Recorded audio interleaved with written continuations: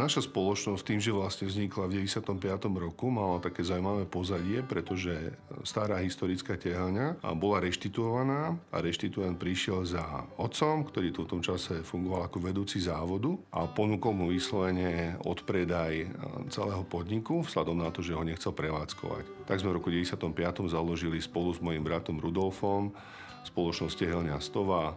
Odvtedy vlastne sme prevádzkovali výrobňu tehál.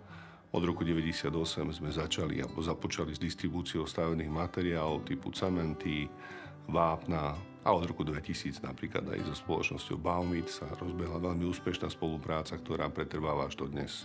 Brat fungoval vo finančníctve, ja v sektore IT. Tá myšlienka vlastne naozaj skúsiť ísť do stavebného biznisu bola pre nás, by som povedal, úplne nová, no ale zobrali sme to ako výzvu. Vývoj za posledných 30 rokov bol dosť zaujímavý vzhľadom na to, že naozaj urobiť diverzifikáciu z výrobného podniku na obchodný a zohľadňovať potreby našich zákazníkov bola pre nás veľká výzva. Od konkurencie nás odlišuje predovšetkým snaha zamerať sa naozaj na potreby zákazníkov a šírka služieb. V dnešnej dobe poskytujeme nielen dodávky stavebných materiálov, ale snažíme sa vlastne riešiť aj projekt napríklad kúpeľní. Máme veľmi silné vybudované poradenské týmy, ktoré vedia priamo na stavbe poradiť vlastne v spolupráci s našimi partnermi a nájsť riešenie vlastne akokoľvek problému, ktorý sa zvykne vyskytovať na stavbe.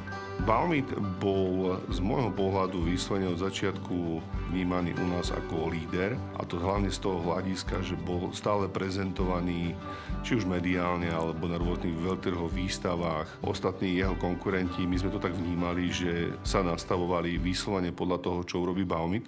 Takisto vlastne Baumit od toho roku 2000 tiež prešiel svojou nejakou epochou spolu s nami. Určite sme sa vlastne spoznávali za to obdobie. Baumit nás inšpiroval takisto byť lepším. Baumitu k jeho krásnym 30. narodeninám by som zaželal, aby ich neopúšťala ich tvorivosť, inovácia, kreativita, ťah na bránku a aby naozaj boli solidným a stabilným partnerom pre svojich obchodníkov, pre svojich realizátorov.